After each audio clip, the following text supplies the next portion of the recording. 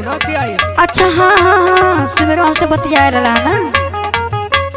सुना हाँ देखा भौजी जागत ही जल्ला कि ना कैसे आई। अरे का बहाना करेलू सुना। कहा गोरी हो मिले ना अइबू का रात भर हमके जगइबू का। आप चुपचाप करके सूत जा सुबह मिल जाए।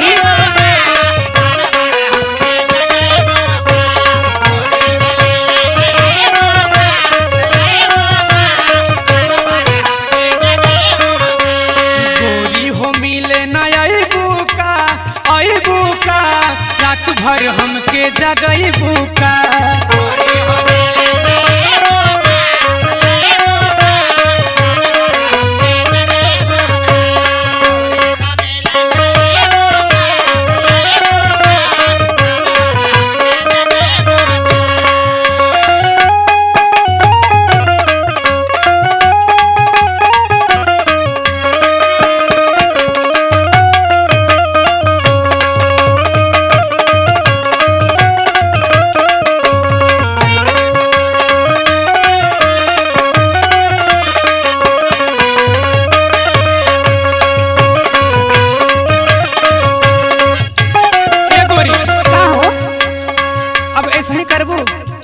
नहीं देखा घरे में अभी भौजी जागत है भैयो जागत है। चुप रहा। कहा कहा हमके बनाई के अपन दीवाना जगत भौजी करेलू बहाना। नहीं हो ऐसा बात ना सही बोलत है।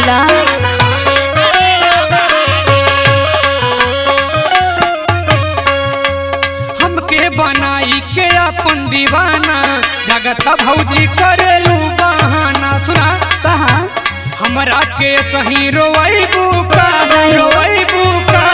रात भर हमके जगइबू का।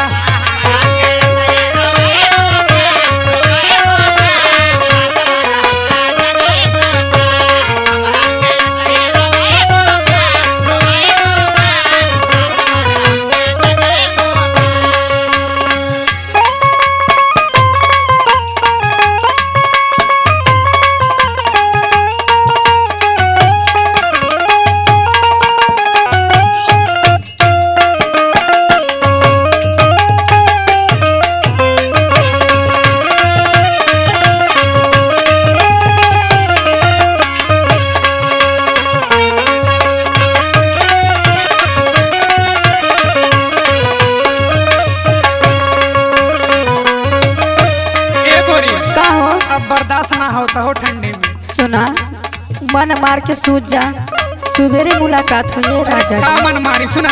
कहा तोहरा बिना ना रहता ये गोरी काके गइलू जब से दिलवा के चोरी। अच्छा